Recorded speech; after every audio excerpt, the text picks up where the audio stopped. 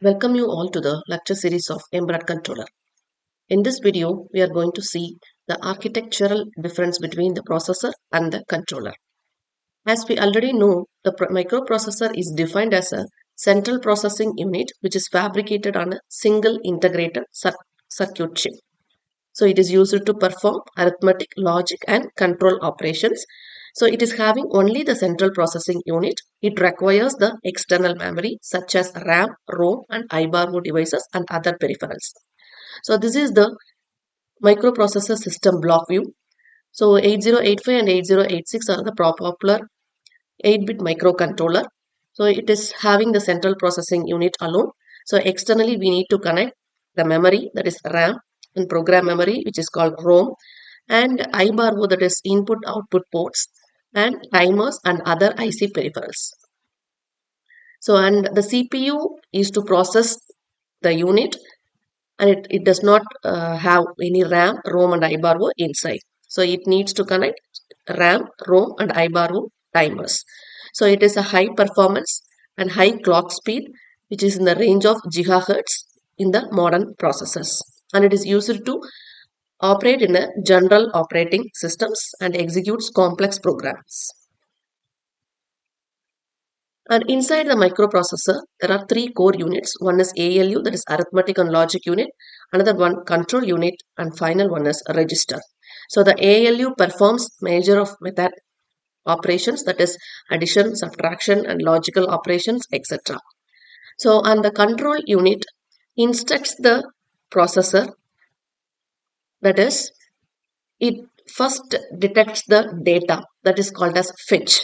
So getting the data is the process called fetch, and then it is going to convert into the machine language, machine understandable language. Whatever the user is written as a code, that is to be converted as a machine language. That process is nothing but decode, and then finally according to the instruction given, it has to be executed. So these are all the three cycles that is done in the inside your microprocessor.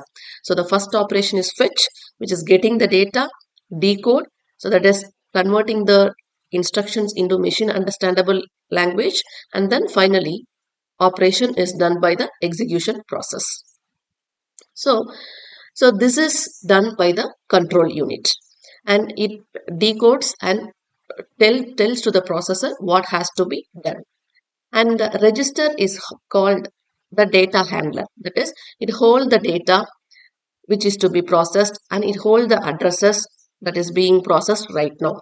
So in the 8085 processor, the accumulator A, B, C, D, E, and these are all 8-bit registers, and HL, SP, and PC. The BC pair, DE pair, HL pair are 16-bit registers. Individually, they are 8-bit registers, and SP, that is stack pointer, and program counter, those two are 16-bit registers.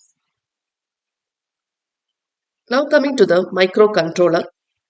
It is a complete computer system on a single integrated circuit chip. In processor, we are having only the central processing unit, but in microcontroller, complete computer system on a single integrated chip.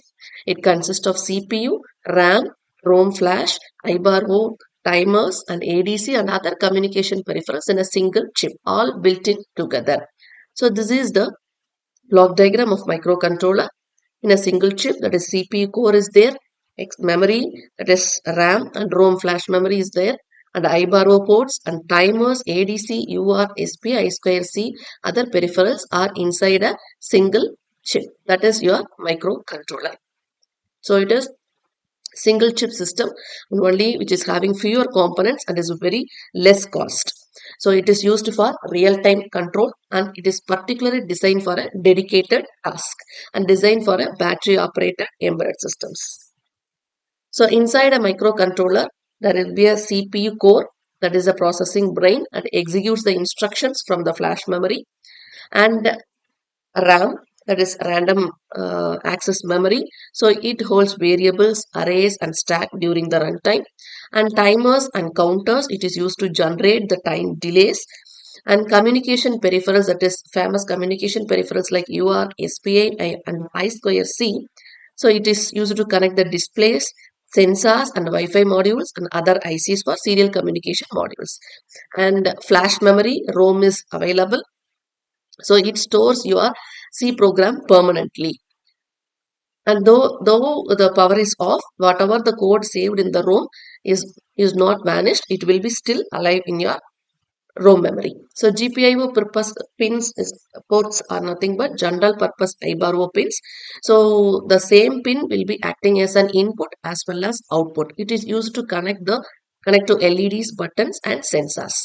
And ADC is analog to digital, so it converts the real world analog signals, that is temperature, voltage, pressure, etc., from the sensor value to the digital value where the processor need to process. And then finally, the interrupt controller. So it allows the CPU to respond instantly to events without wasting time polling. That is, if a main program is running, if anything interrupt is acknowledged, then automatically main program will get stopped and the subroutine will start run. That is done by the interrupt controller. And these are all some popular microcontrollers. That is from 8-bit to 32-bit. So in 1980, the Intel 8051 is a popular microcontroller. It is of 12 megahertz speed and 4 KB ROM and 128 bytes RAM. So it is of 8-bit.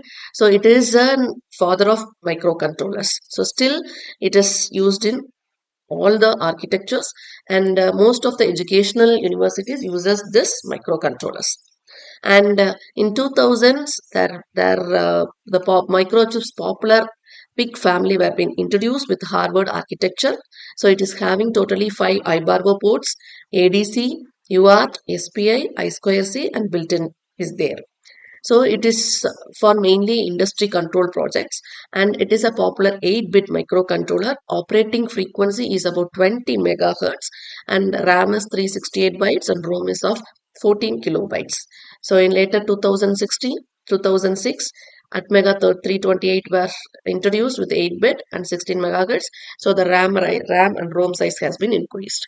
And in late 2011, so STM32, popular 32-bit ARM controller has been introduced with ARM Cortex M4 with FPU. So it is a high performance for IoT, robotics, and drones. So now ESP32 in 2016, so it is a 32-bit dual core, so 240 megahertz speed, especially for Wi-Fi and Bluetooth built-in.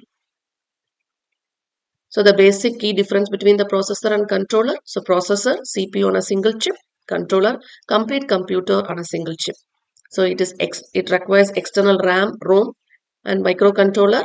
It has built-in RAM and ROM. So external IBARO chips needed in microprocessor. Here IBARO ports are inside. So power consumption, processing speed, everything is very high in my processor and very low in controller. So clock speed is about 1 gigahertz to 5 gigahertz in case of processor, and here only megahertz range. So the popular examples of 8085, and here it is 8051. So it is mainly used in computers, servers, and smartphones. Microcontrollers are used in washing machines and specified tasks. So today we have discussed the major difference between the processor and controller and its architecture. Thank you.